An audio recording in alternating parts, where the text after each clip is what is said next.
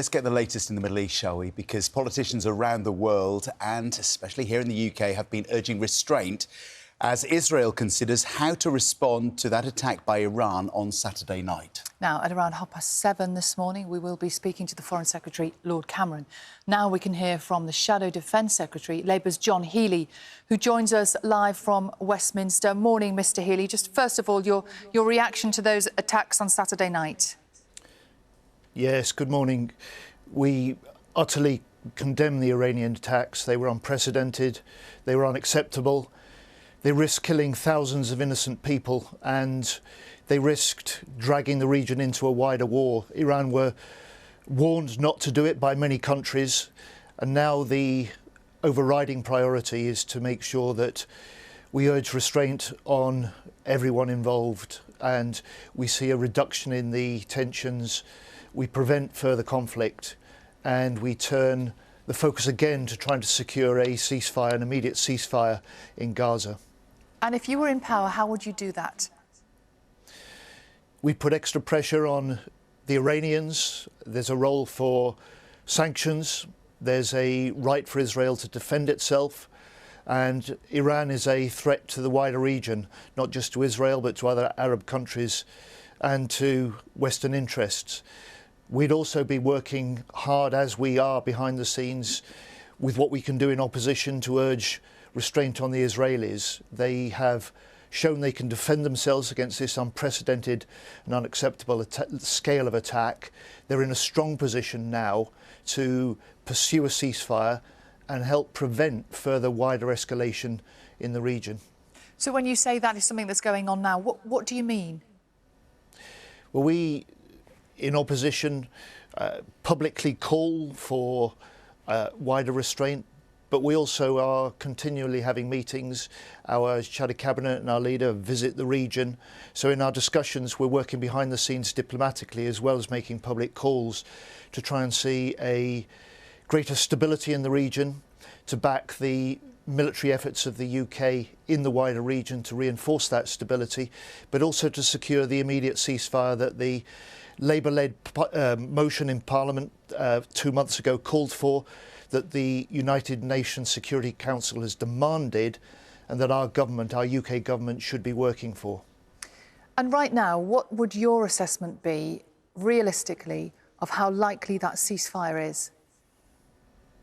Well, we're at a very dangerous moment.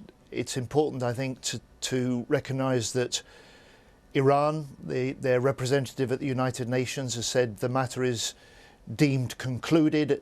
The Foreign Minister has said we are not planning to pursue further operations. So if there is no further action from Israel, which is why the focus and the urging on restraint on everyone, but particularly on Israel, to consider its position now as strongly defending itself, able to pursue a ceasefire. And if Israel and Hamas can reach a ceasefire in Gaza, that means the release of hostages, the direct delivery of the massive aid required to meet the humanitarian crisis, then we may have a basis for a sustainable ceasefire that could become a process, a diplomatic and political process, which is required to see a permanent peace through a two-state solution, a secure Israel in the future, but the right of a Palestinian state to exist alongside it, sovereign and independent. As you said, this, for people who are putting on their TVs this morning, waking up and watching the news, this is a dangerous moment, and there is a sense this morning, isn't it, that people know we are at a very dangerous moment. In your assessment, how dangerous is it? This is the most serious and most dangerous moment since Hamas launched that unprecedented terror attack on Israel on October the 7th.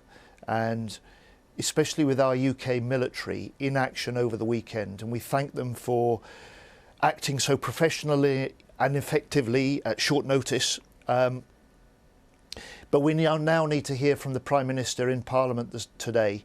We need to hear about the reasons for the military action, the legal basis for it, but most importantly, what the UK government is doing diplomatically to try and reduce tensions, to restore some stability and to pursue the path of peace and a ceasefire in Gaza. And as you mentioned, the UK was involved militarily over the weekend. How concerned are you that this country could be drawn further into any potential conflict in the region? It's a constant concern, but the UK forces are in the Middle East to try and reinforce that wider regional stability. They're protecting international shipping in the Red Sea.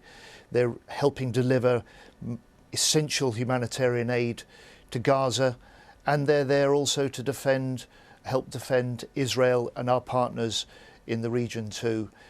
The important thing is that we back, I think, the action we saw over the weekend, defensive action alongside allies to help Israel defeat an unprecedented, unacceptable Iranian threat and attack. But we've got to play a part, the United Kingdom now, in the future path, which is one to peace, because this cannot be solved by military action alone. It requires diplomats, it requires leadership, it requires a political process. And that's what we want to hear from the Prime Minister this afternoon in the House of Commons. What is the UK government now doing to reduce the threat from Iran, to put pressure on Israel, and to pursue that ceasefire in Gaza, which would do most to reduce the tensions that we see today? John Healey, Shadow Defence Secretary, thank you.